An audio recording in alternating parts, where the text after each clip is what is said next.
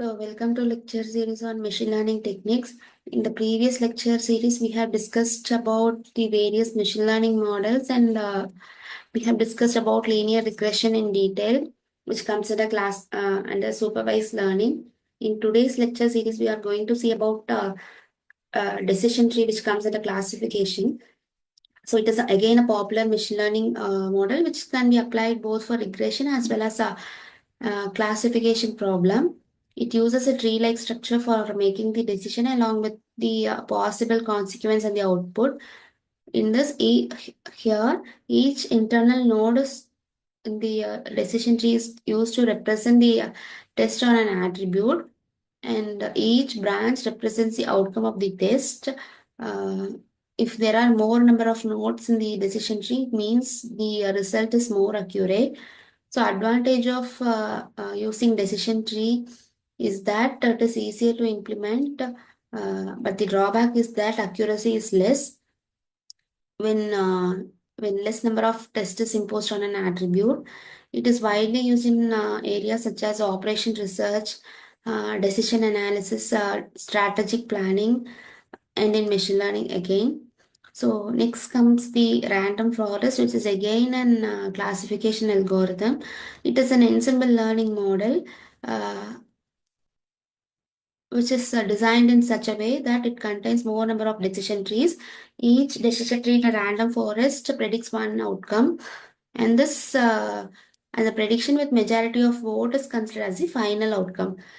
So it is used both for regression as well as classification problems. Sorry. So for the classification task, based on the majority of votes, we will take the outcome. Whereas in case of regression, so output is taken from the mean or average of the predictions generated by each tree.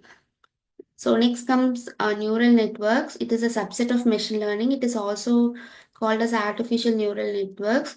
It is made of artificial neurons, and these neurons are designed in such a way that it resembles the human brain structure and its working. Uh, so in a neural network, the neurons are interconnected. Uh, the interconnected neurons together form a cognitive structure.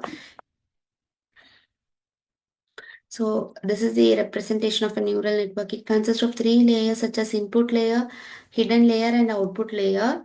So the hidden layer contain input layer, whereas the hidden layer contains more neurons. It is a multi-layer. It can be considered as the neural network can be considered as a multi-layered structures.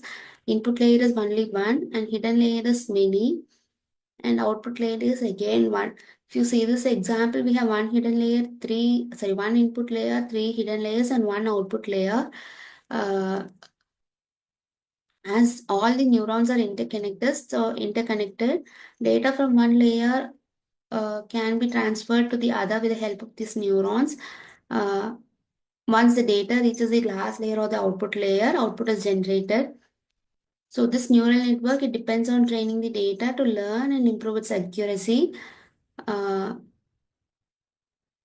However, a perfectly trained and accurate neural network can cluster the data quickly and becomes a powerful machine learning and AI tool. So one of the best known new example for neural network is Google search algorithm. So this is how neural network works.